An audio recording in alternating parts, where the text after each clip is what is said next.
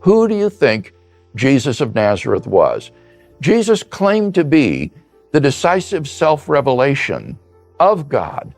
And I believe that we have good reasons to believe that those claims were true and that therefore the God revealed by Jesus of Nazareth exists. Okay, so let's get into that. Okay. So what is the proof that Jesus was who he says he is in the Gospels? Well, first we need to establish who he thought he was.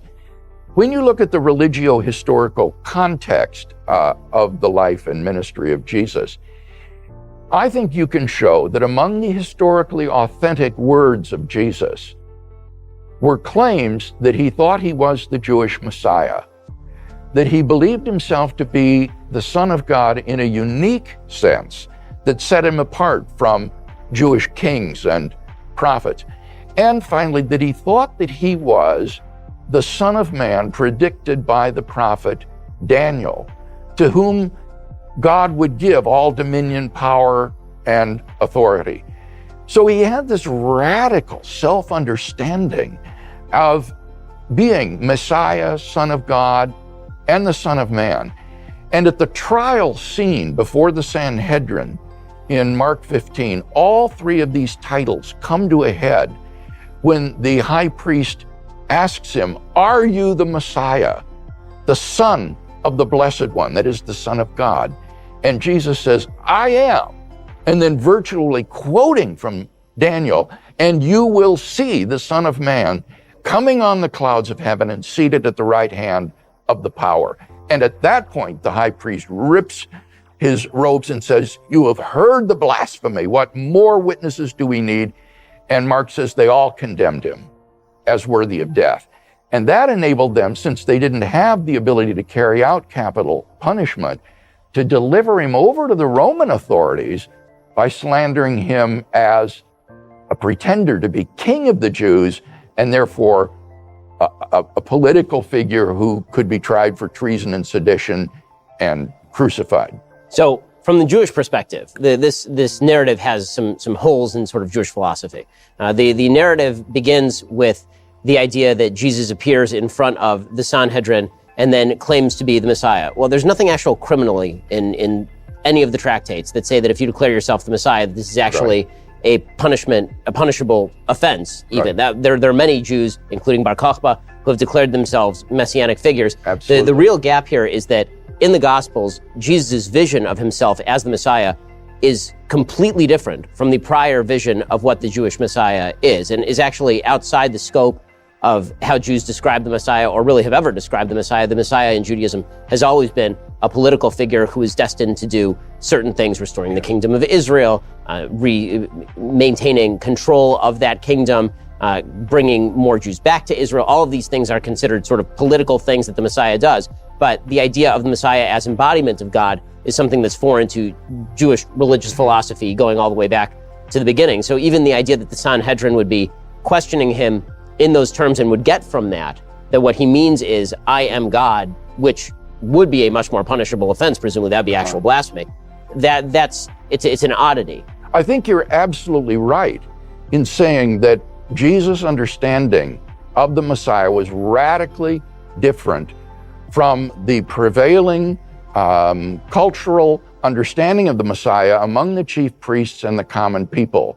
And he didn't meet their expectations. Indeed, that's what helped to get him crucified. Being the Messiah, you're right, in and of itself isn't a blasphemous claim. But to claim to be the Son of God in a unique sense, and then especially the Son of Man prophesied by Daniel, sitting at the right hand of the power, that is truly blasphemous and is sufficient for his condemnation.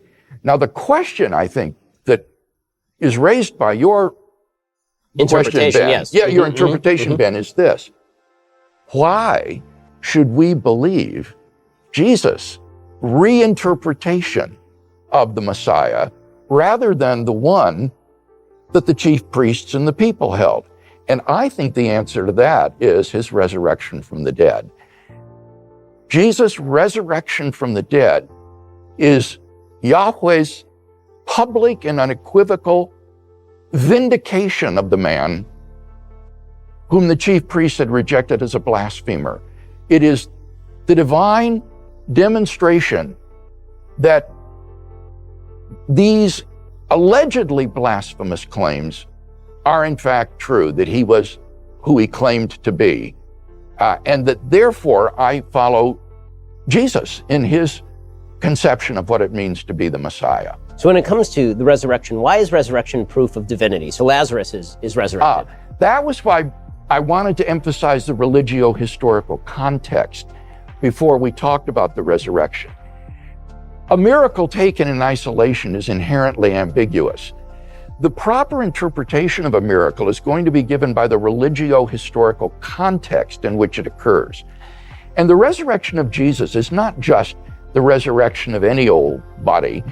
It's the resurrection of the man who claimed to be Messiah, Son of God, and Son of Man, and who was crucified for those allegedly blasphemous claims. If God has raised this man from the dead, then he has, I think, unequivocally and publicly vindicated those allegedly blasphemous claims. So one of the counterclaims to some of this is that the Gospels are written significantly after Jesus lives. Even the earliest Gospel is written, 70 CE? Somewhere 40 years after Jesus is crucified. So what's to say, that like most historical events, there is some play in the joints here, so that this would be the historical argument against the exact veracity of the gospel revelations, for example. Now, I think it's important to understand, Ben, that in order for a historical document to be reliable, it isn't required that it be inerrant. Contemporaneous, of course. So, of course.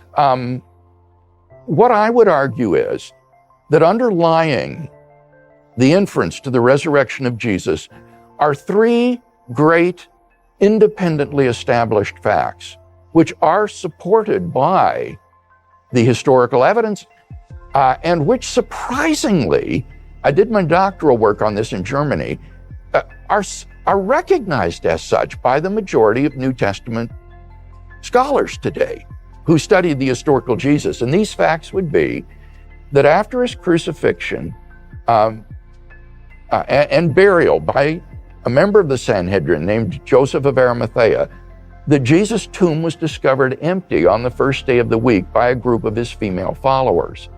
Secondly would be that various individuals and groups of people then witnessed appearances of Jesus alive.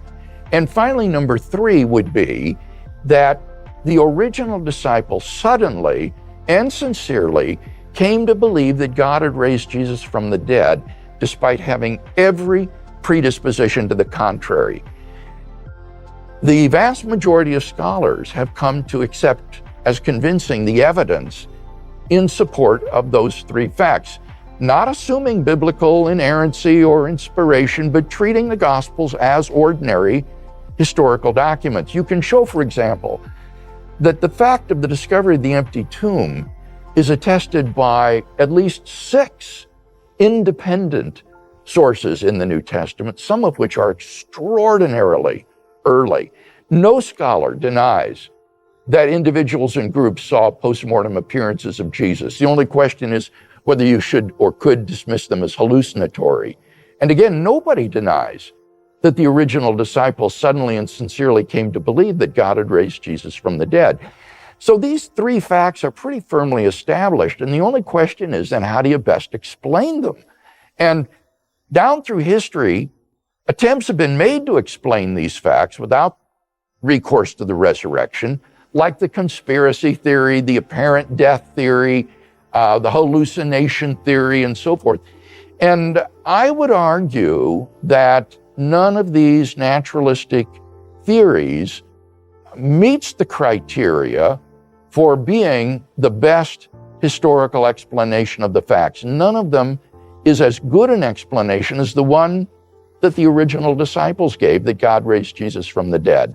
And if that's right, then I think we have good grounds, indeed are almost compelled, to revise our typical understanding of who the Messiah was supposed to be. So we can have the historical argument back and forth, obviously, and I think that there arguments that you can make. I think there are arguments that I can make, but I honestly find them relatively uninteresting, is the truth, simply because I'm not sure that we're going to come to any sort of consensus on them. No. On the historical argument, for example, I think it's fairly easy to claim there's a sect of Judaism right now in which there's a small subsection of people who believe that the Lubavitcher Rebbe is still alive.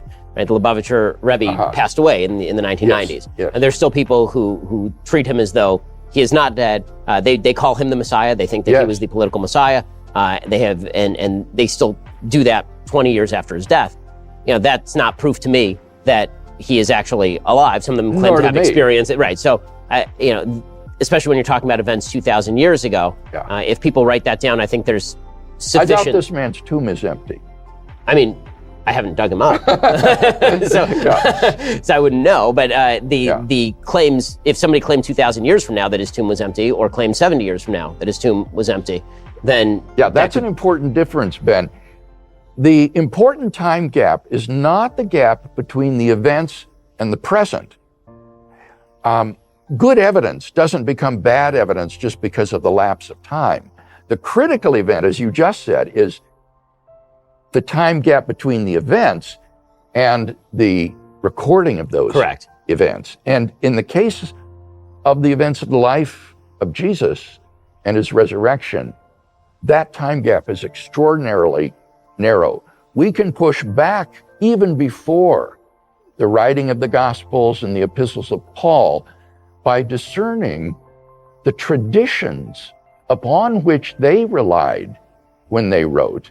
And some of these go back to within, it's estimated, 5 years after Jesus' crucifixion.